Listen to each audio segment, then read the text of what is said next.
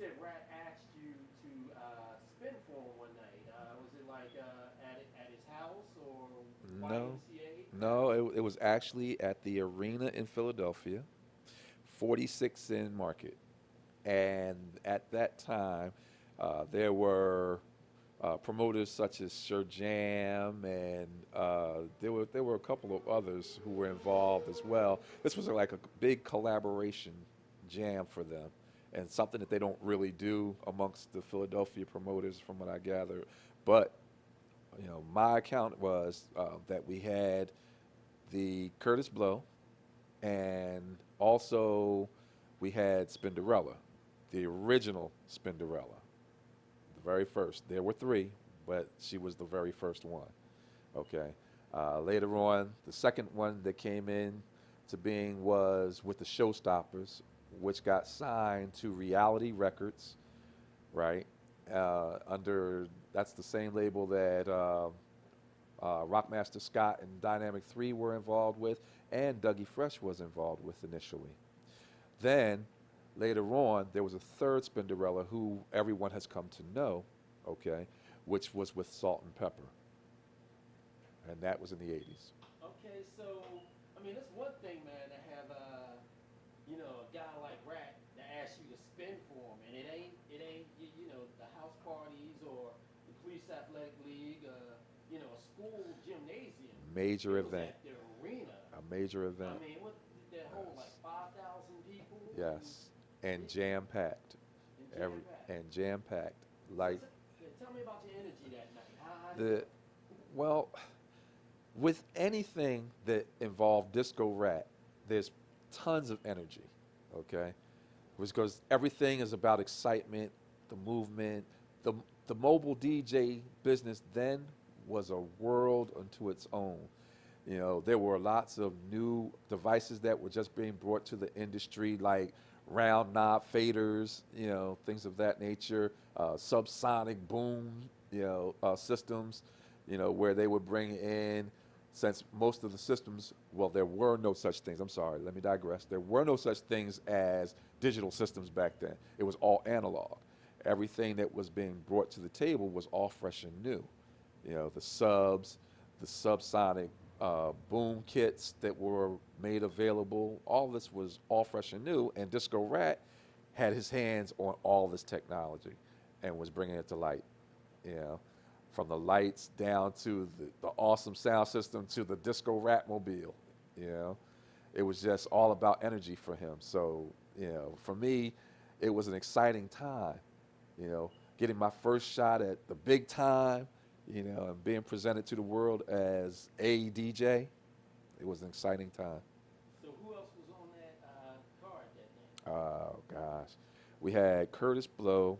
Um, I wanna say, if I remember correctly, Lady B was there, and also Baby Sis was there. Uh, yeah, yes, Baby Sis. Yes, and when we talk about Baby Sis, we're talking about, again, another one of the pioneers in Philadelphia hip hop. A lot of people aren't familiar with Baby Sis, and I'm not going to put the real names out there, but those two females really paved the way for female hip hop as you know it today, What two females? and Baby that would Sis be and Lady B. and Lady B. Absolutely. Now who was first, Lady B or Baby Sis, in your The opinion? first on record is Lady B. That's the first on record. The first in the streets is Baby Sis. Okay, circa what year? We're talking 77, 78 in that era. And so, what part of town was Rat and Uh, Baby Sis and you guys from? You from West Philly, South no, Philly, sir. North Philly? No, sir. Everything resides in Logan. It started right there in Logan. Logan. Logan in Philadelphia, yes. Right. Wyoming Avenue was hip hop as it was known. Okay, so would you say that's the first section of town that brought hip hop to Philadelphia? I would definitely agree that for Philadelphia's hip hop scene, it generates from Logan. Disco rap introduces hip hop to Logan. introduces scratching to Philadelphia. And then it proceeds to branch off into other sections, other areas, where you have groups like Disco Tizer and Sex Machine from North Philadelphia. You have Mount Airy with Downstage before Cosmic Kev, okay, before the Black Knights of Funk, okay. At that time, still G4, G5, I'm sorry, G5, Galaxy yeah, 5. Galaxy 5 was just coming into age. They were just coming about. So they still weren't even there. At that point in time, in Mount Airy, it was Mike Nice in Soundstage, or Mike Knox rather, I'm sorry. Okay, and Soundstage. Out west was a different ball game. Out west, you had Grand Wizard Rasheen, who came along later on after he stopped dancing. Okay, and he got into the hip hop scene. But there were also others, Grand Slam DJ Jam, Mike Nutter, yes, the mayor of Philadelphia was a DJ, yes. Okay, so they were out there. Get the They were out there. Wait a minute. Mayor Nutter Mayor Nutter, from the University of Pitt, Mr. Ivy League, was Mr. Ivy League getting down on was one the and two like DJ. that. Yes, he was the DJ at the library. I remember.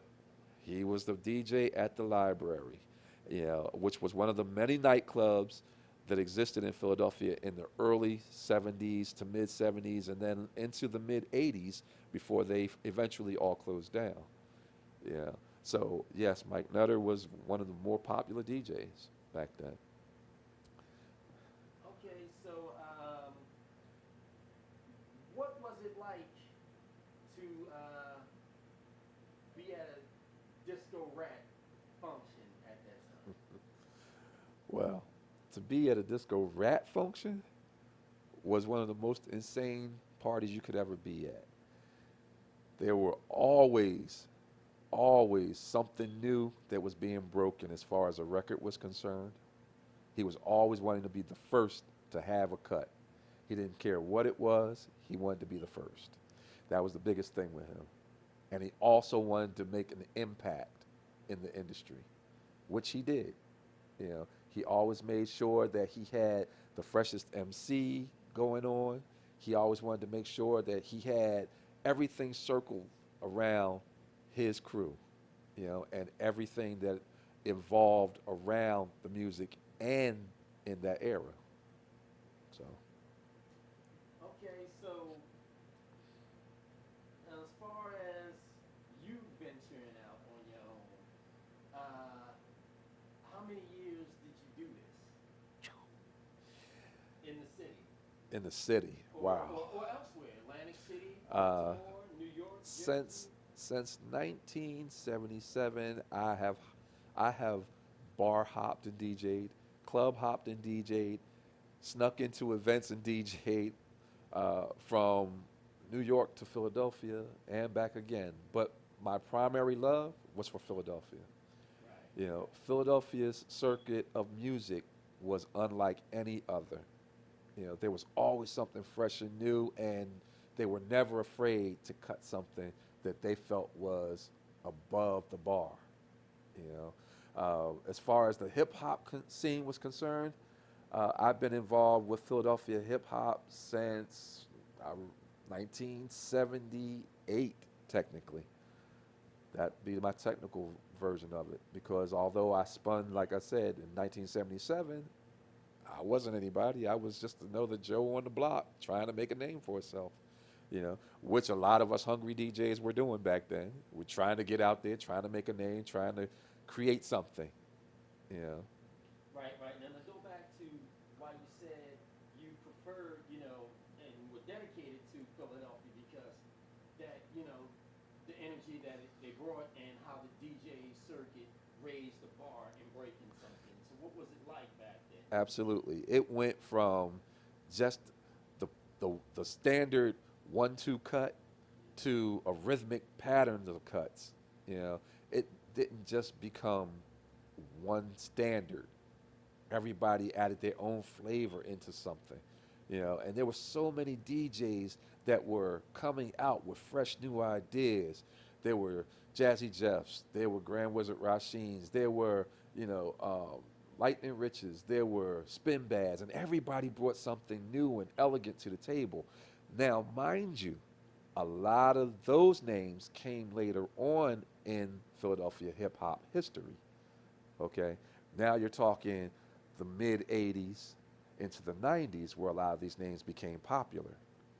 Whereas you had cats like Disco Tizer, you had Pippin Chip, you had Jazzy J, you had Grandmaster Nell, Grandmaster Kasim from up in Mount Airy, Hans and all those guys who were spinning, the Fuchs brothers. You had all these different names, and everybody brought something different, either with sound and the way they DJ'd in their styles, you know, or it was their popularity and the styles of music that they brought to the table. So there was always something fresh and new that was going on in the '70s. And now, okay. And like I said, my era, when I was able to get out and actually start going to parties where my mom didn't have me, curfew, was probably 1979. I was in the seventh grade, just starting junior high school. So my cousins used to rap. My cousin Tone and my cousin Kenny rap with Grand Hank when he was Grandmaster Hank, and they called Sure. themselves the Punk Funk Boys, whatever. Wow. And they used to jam at Mill Creek Yes, the Recreation bottom. Center, 46th Yes, Street. yes, the Down bottom. right B there. Force. So my thing is, still back then we heard a lot of records, but Right. still at times it would get mundane because every DJ wanted to get up and scratch, dance to the drummer's beat. Right. Every DJ had to play Sharon. Right. Every DJ, and it's like.